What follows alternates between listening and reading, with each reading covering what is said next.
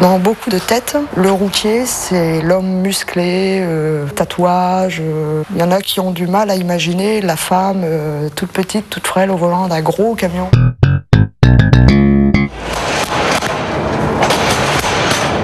Dans ma famille, il n'y a pas de chauffeur, il n'y a pas de routier, on ne sait pas ce que c'est que de conduire des camions. Il n'y a personne qui conduit des camions dans ma famille. Je crois que j'avais besoin de me prouver que je pouvais faire autre chose que d'être la femme à la maison. Le chargement, c'est le moment le plus dur. C'est pas fini, tu vas voir la semaine. Parce que là, j'ai débâché le toit pour charger, mais pour décharger, je dois ouvrir tout le côté. Tous les montants, les planches, les ridelles, tout. Ça demande une grande force physique? Non, pas une force physique, mais il faut quand même être costaud. Je me demande si je ne suis pas une folle parfois d'aimer ce boulot-là. Mais quand on aime quelqu'un, on ne peut pas l'expliquer, c'est inexplicable. Hein. Quand j'ai commencé, c'est vrai, c'est bien un camion, mais dans quoi je m'embarque là? Et puis au fil du temps, peut-être parce que j'aime bien surmonter les difficultés, j'aime bien me prouver à moi-même que je suis quelqu'un. Plus c'est dur, plus j'aime aboutir à quelque chose.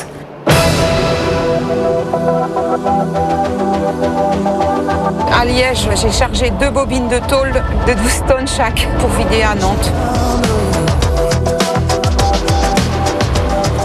J'ai commencé il y a environ 12-13 ans. Je ne compte pas les années parce que ça me fait vieillir. C'est très difficile de percer dans ce métier-là. Il faut faire beaucoup de concessions. Moi, j'ai dû faire des sales boulots, travailler chez des transporteurs pour gagner une misère, pour presque rien. Autrefois, quand j'ai commencé, on me demandait « Votre mari veut bien que vous fassiez ce métier-là » ? Oui. Et alors après, on me disait « Mais qu'est-ce que vous allez faire de vos enfants ?» Alors moi, je leur disais carrément « Vous posez cette question-là aux messieurs ?» On me répondait « Non ». J'ai dit « Pourquoi vous me les posez à moi ?» J'ai dit « Si je viens vous trouver un camion, ça ne se conduit pas autour d'une table de cuisine. Hein.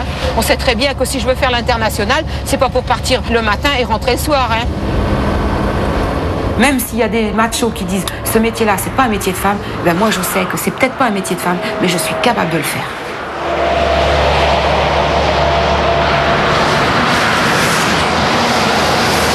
Bon Cyriane, les derniers documents avant de partir. La feuille de frais, autorisation polonaise, transit biélorusse et autorisation russe. Ok. Merci. Bon bonne route. Et puis Je m'appelle Cyriane, surnommée La Puce, parce que je mesure 1m60.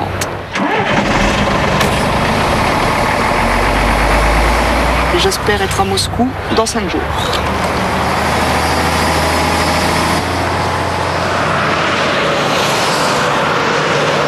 Ici, on est à Nantes, point de départ. Je monte sur la Belgique. Berlin, je passe au nord de Berlin. Point de frontière, Schwed. Varsovie.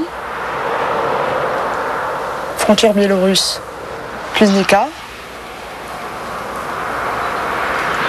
Et Moscou. Dans beaucoup de têtes, le routier, c'est l'homme musclé, tatouage. Il y en a qui ont du mal à imaginer la femme toute petite, toute frêle au volant d'un gros camion. On n'a pas besoin d'être grand pour conduire un bahut. Tous les camions sont automatisés. À la limite, un camion se conduit aussi bien, voire mieux qu'une voiture.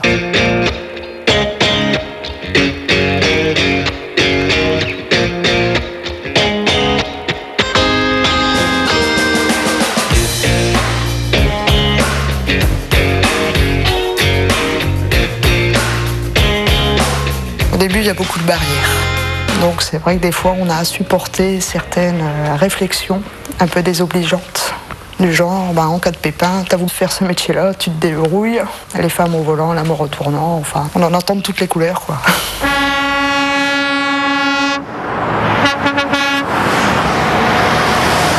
Ça m'est arrivé d'avoir crevé une roue sur une remorque, d'être dans une entreprise, d'avoir 5 hommes en train de me regarder pour voir si j'allais y arriver. Mais je leur ai rien demandé. Et puis quand j'ai eu terminé, je leur ai dit, vous pouvez me rendre un service?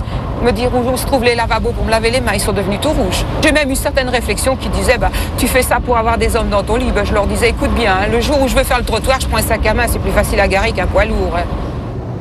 Au début, plus d'une fois, j'ai failli arrêter à cause des réflexions. Puis après, je suis partie du principe que c'était le métier que je voulais faire. J'avais besoin de faire quelque chose qui sortait de l'ordinaire.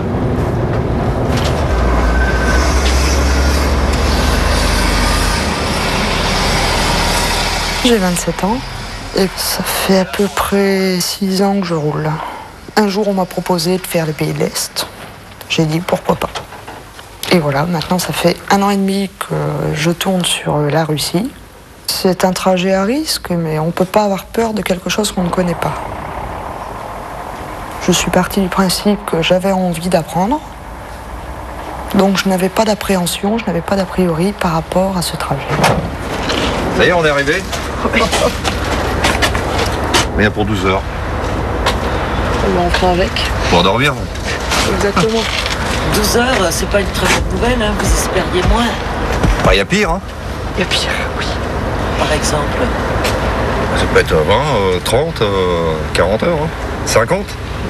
Ça s'est vu, ça. Oh. 60. Et alors Voilà, bon, et de toute façon, il faut attendre. Qu'on nous appelle.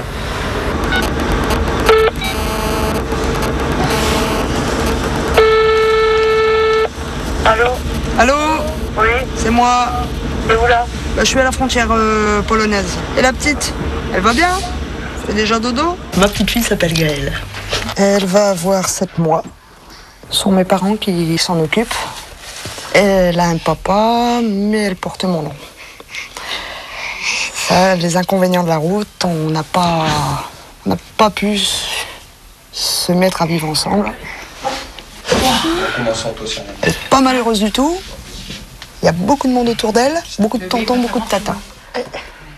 On est une famille très nombreuse, mais enfin moins nombreuse maintenant, parce qu'il n'y a plus beaucoup de monde à la maison.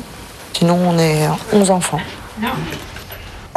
Un enfant, c'est quelque chose qu'on a créé, qu'on élève, dont on s'occupe. C'est à soi, quoi. C'est un petit bout, un petit morceau de soi. Ça change un peu du côté sauvage de la route. Non, on prend pas ça. Tiens, une chaussure.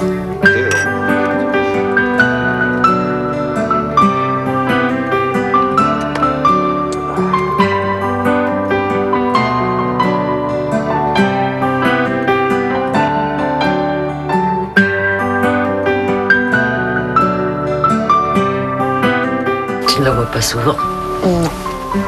Avec le travail, 1 fois par mois, au mieux, voire 2. Mais enfin, le problème, c'est qu'il faut choisir. Travailler et avoir de l'argent, ou rester à la maison et ne bénéficier de rien. Ça, c'est le problème actuel.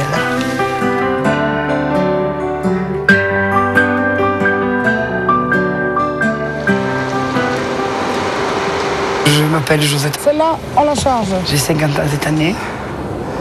Celle-là, on la charge aussi. Il y a 28 ans que je roule.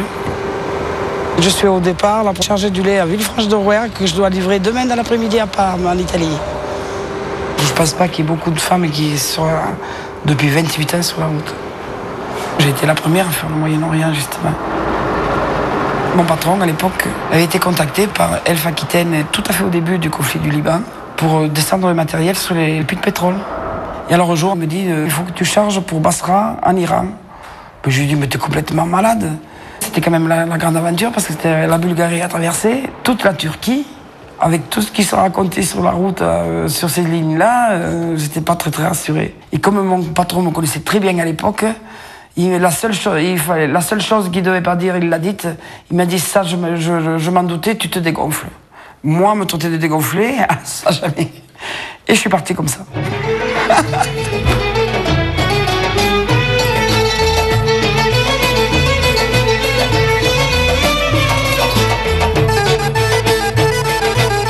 Quand je suis arrivé à Capécoulé, en frontière turque, là, la peur de ma vie. Parce que les Turcs, ils n'avaient jamais vu une femme avec un semi-remorque. J'avais des Turcs partout. Ils m'étaient montés sur les marchepieds, sur les pare-chocs, derrière la cabine, j'en avais partout. Tellement bien, je me suis enfermé à clé dans la cabine. Et j'ai dit, mais maintenant, Jojo, comment tu fais? Et j'avais peur. Et j'ai eu une chance inouïe de rencontrer 2 gars que j'avais connus sur l'Angleterre. Je vous garantis que j'ai jamais été aussi contente de voir ces 2 gars.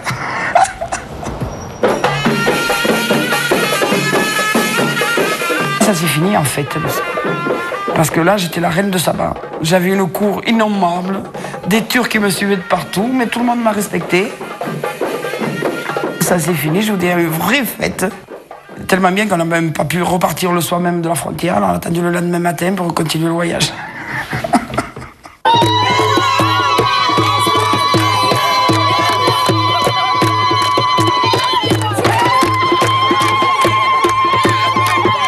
Moi, j'ai eu la chance de voir courir un petit renard de sable. Si j'étais resté derrière un fourneau, j'aurais jamais vu ça de ma vie. Bon, ça a été une vie peut-être un peu spéciale, mais c'est une vie qui est très riche. Je crois que mon premier amant, ça a été mon camion.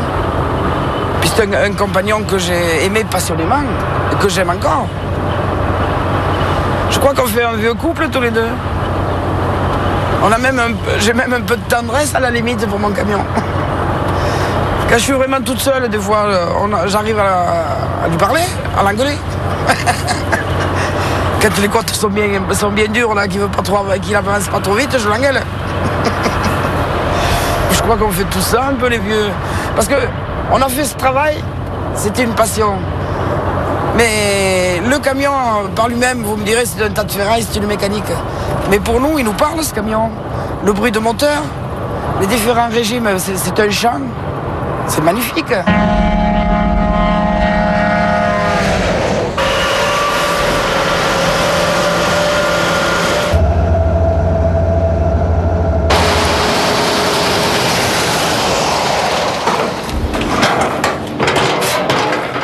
Cela fait faire 5 ans que je suis divorcée. J'ai eu Émilie, j'avais 28 ans. Puis j'ai eu Nicolas. Je l'ai laissé très jeune. Lui, Nicolas ne m'a jamais connu maman à la maison, lui. Ça, c'est vraiment l'échec de ma vie, quoi. C'est le métier qui m'a fait perdre la garde de mes enfants parce qu'on m'a dit que je n'étais pas à la maison pour pouvoir m'en occuper. Le plus difficile à vivre, c'est quand on vous dit vous avez abandonné vos enfants, on ne vous laisse pas la garde. Alors ça, c'est... Excuse-moi. Excuse-moi. Ça va revenir. C'est difficile de s'entendre dire vous n'avez pas la garde de vos enfants parce que vous faites un métier pas comme les autres. Et moi, qu'est-ce que je devais faire? Moi, je suis une orgueilleuse, alors j'ai jamais voulu céder. J'ai voulu leur prouver le contraire. Et je crois que je suis en passe de réussir. Parce que eux, mes enfants, le savent. Et c'est le principal, c'est tout ce qu'il y a, c'est tout. C'est la seule chose, la seule consolation que j'en ai. C'est qu'eux, les enfants, le savent. Et eux savent très bien qui je suis. Ils savent très bien que je les aime, d'ailleurs.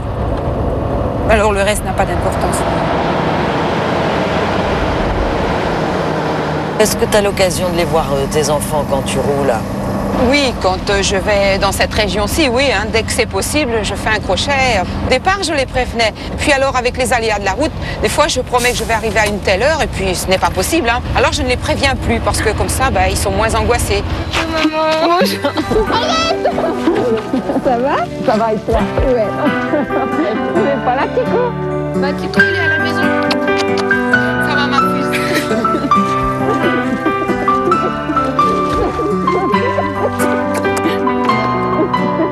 Ça va, ma chérie?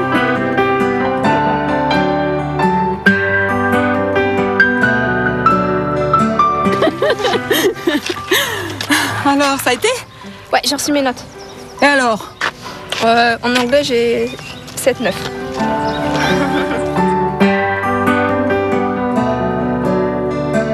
Je me sens quelquefois coupable de faire ce métier-là. Parce que moi, je sens que je prends un plaisir et que je les laisse de côté. Mais leur sourire, cette fois, ça me guérit toutes mes angoisses, quoi. Quand je les vois qui sont contents et qui me disent « Maman, je t'aime » et puis c'est très bien comme ça. T'aimes ton métier. C'était pas à toi. Non, c'est toi qui as distribué. Seuls mes enfants ont le droit de me juger. Mais eux, ils n'ont pas de jugement sur ses parents du moment que je leur apporte tout l'amour que je peux leur apporter. Non, tu commençais en allemand, tu continues en anglais et moi je finis en italien. Le mec, il a rien compris. Comme disait Émilie, hein, c'est pas la quantité qui compte, mais la qualité. Oh, mais moi je veux savoir ce que tu as dans ton jeu parce que toi tu parles trop.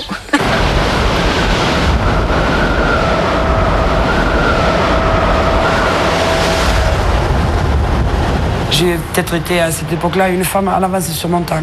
Parce que moi j'avais décidé d'avoir un enfant, mais je voulais pas de mari. Moi, Mireille,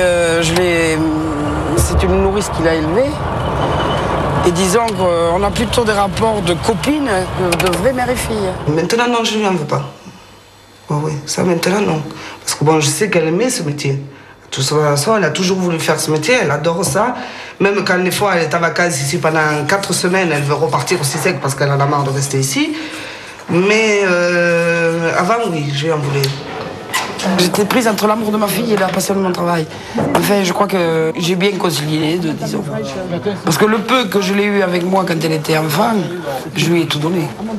L'affection, elle m'en a toujours donné, et même des fois, elle a dépassé, comme on dit, dépassé les bornes.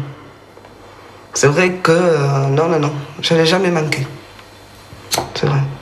Vous êtes très proches, toutes les deux. Ah oui, s'il lui arrivait quelque chose, je crois que...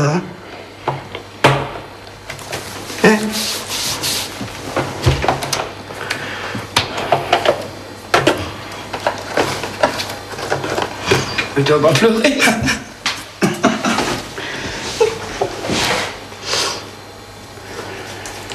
Eh oui, mais maintenant, t'es marié, t'as ta vie aussi. Ah ouais.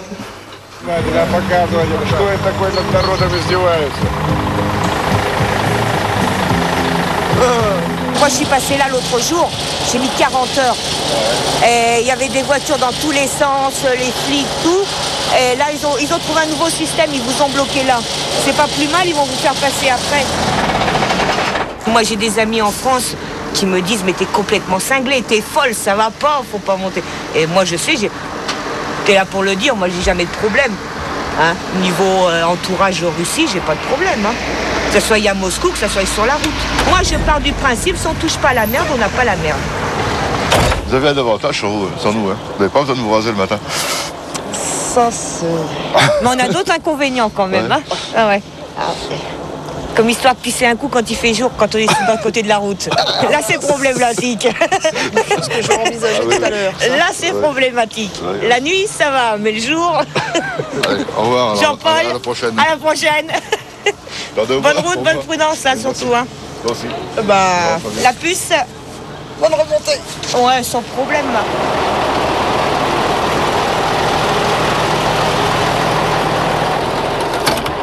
La vita non è qui, da mezzanotte in poi, nei tacchi e nei vestiti. Il y a un avantage ici que ces canalisations de lavabo, ils sont jamais bouchés.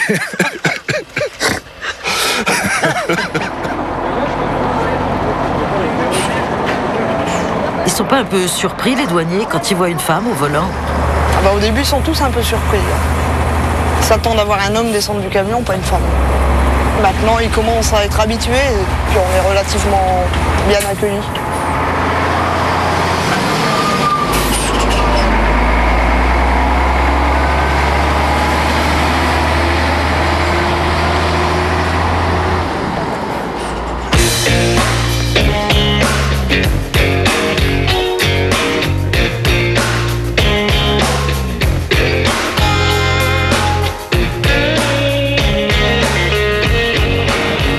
Stressant de rouler ici. Attention, il y a des gros trous avec des bouts de ferraille. On est toujours sur les nerfs, quoi. Parce que là, la moindre erreur, ça pardonne pas. Là, on risque de perdre des coussins d'air ou enfin, on risque de casser pas mal de choses sur le camion. Tant que le camion roule, à la limite, il n'y a pas de problème. Le problème, c'est si le camion ne roule plus. Alors là, il faut attendre un collègue, quoi, c'est ça? Bah là, oui. Ça peut partir de 5 minutes, comme attendre une journée, 2 jours, voire. Tout dépend de la fréquence de passage des collègues.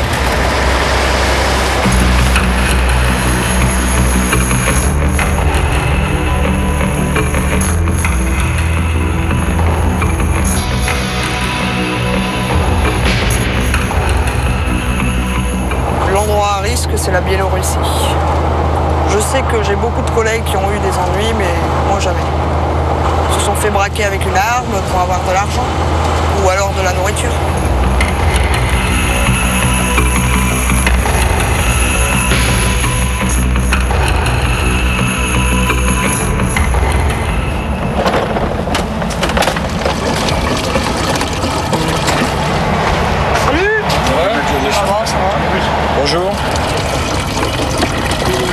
pas souvent que vous devez rencontrer des collègues femmes.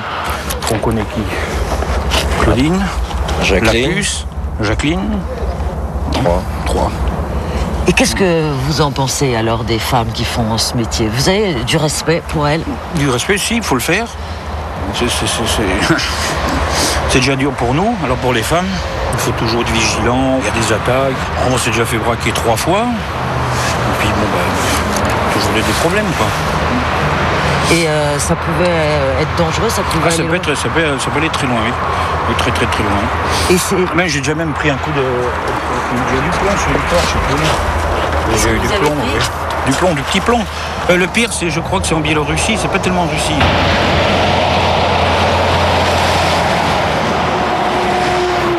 Si on n'a pas de caractère ou un caractère trop malléable, on ne tient pas sur ces métiers-là.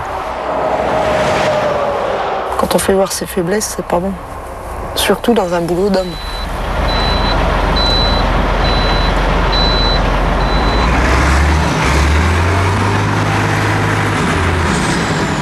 Des fois, j'ai l'impression d'être moi-même macho, en tant que femme. Non. Ok. Next problème. À force de côtoyer les hommes, on voit un peu les choses de la même façon. Ну вот исчезла дрожь в руках. Теперь наверх. Ну вот сорвался в пропасть страх. Навек. Для остановки нет причин. Mais non, en moi, je suis femme. Скользя. J'ai besoin de quelqu'un, d'un homme. Что взять нельзя. Je m'assume pleinement dans mon travail, mais j'ai besoin de quelqu'un pour combler le côté affectif. D'une épaule? Oui. On va dire une épaule pour pleurer. За мной, а имена тех, кто здесь лег, снега, тая.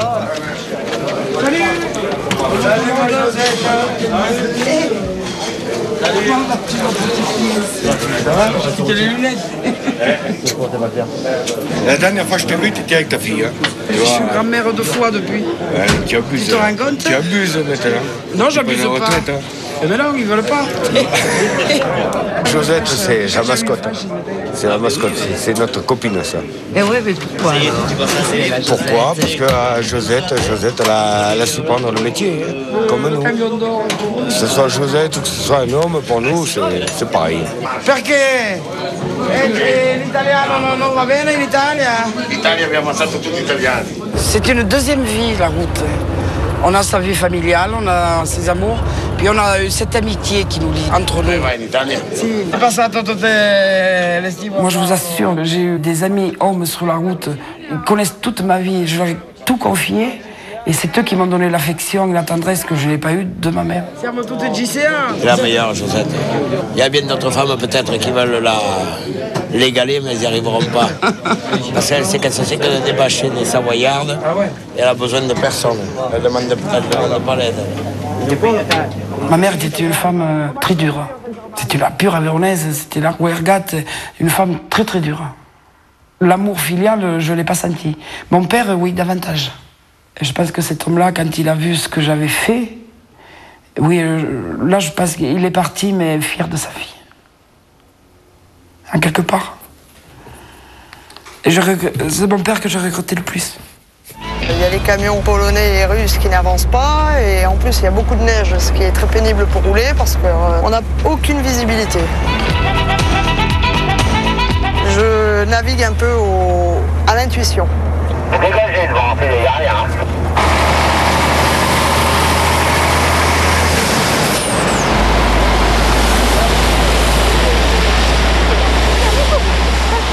C'est par ici que ton collègue Guy Rouget a disparu. On a retrouvé le camion ainsi que la marchandise, les documents. Il y avait que le chauffeur qui avait disparu. Je gagne une moyenne de 14-15 000 francs. Par rapport à ce qu'on vit, à ce qu'on fait, Non, j'estime ne pas être assez payée. On est un peu les Romanichels de la route. La goulash ressemble un peu à une espèce de ragoût chez nous. C'est possible de voir? Oui. Bon, moi, j'ai ce qu'il y a, en fin de compte. Vous parlez le russe, bien sûr. Ah oui, très bien, oui. Surtout sur la tordure. J'ai l'impression que pour les choix des menus, vous vous reposez beaucoup sur Cyriane. Bah, en général, c'est la femme qui... c'est l'habitude de la cuisine de la femme, ça. Ouais. Ça se perd. Parce que je me débrouille mieux que c'est tout, c'est pas la même chose. Et après, elle n'a pas fini parce qu'il faut qu'elle fasse les cabines après. Hein. Le ménage, vu le temps qu'il y a dehors. Ça t'arrive souvent de dormir dans des endroits où tu es toute seule? Ça m'est égal, oui, mais c'est bien. Hein. Et tu te sens toujours en sécurité? Absolument, oui. Bon, et qui c'est qui peut penser qu'il y a qu'une femme dans un camion? C'est difficile à croire. Je me suis peut-être maquillée 4-5 fois dans ma vie. Et j'ai l'impression d'être un clown quand je suis maquillée. Nous, notre maquillage, c'est un petit peu de graisse par-ci, un petit peu de gasoil par-là.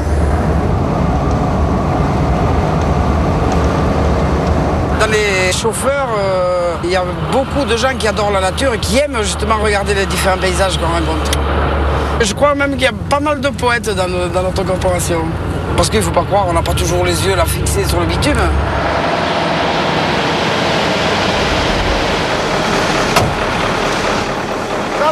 Comment va? Tanto bene? Maintenant, je ne suis plus la jeune femme qui roulait autrefois. C'est vrai que maintenant, bon, j'aime bien rentrer, j'ai mes petits-enfants à la maison, tout ça. Le camion, j'y passe de moins en moins. Il y a eu une époque, la route, c'était tout pour moi.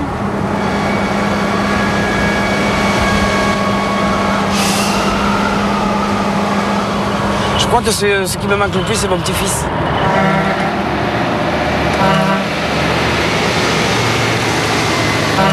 Il est né un lundi et j'étais déjà partie en Italie, moi. Et quand je suis rentrée le samedi, j'ai plaqué le camion et vite, je suis partie le voir à la maternité. Bonjour mon amour, bonjour mon cœur, comment ça va? Alors Mireille, elle me dit, tu prends pas ton petit-fils dans les bras? Mais moi, comme j'avais jamais vraiment bouponné, j'avais une appréhension de le prendre, j'avais peur de le casser. Alors les petits monstres, cette école, ça a marché cette semaine? Ce gosse, je ne l'ai pas eu dans les bras, le premier sourire a été pour moi. Mais alors, si vous saviez l'impression que ça m'a fait, ça m'a tordu le cœur littéralement. Et en plus, alors après, je regarde ma fille et celle-là, de rage, elle en avait les larmes aux yeux, elle a dit c'est pas vrai. Et ce gosse, ça a été, je sais pas, il m'a acheté carrément.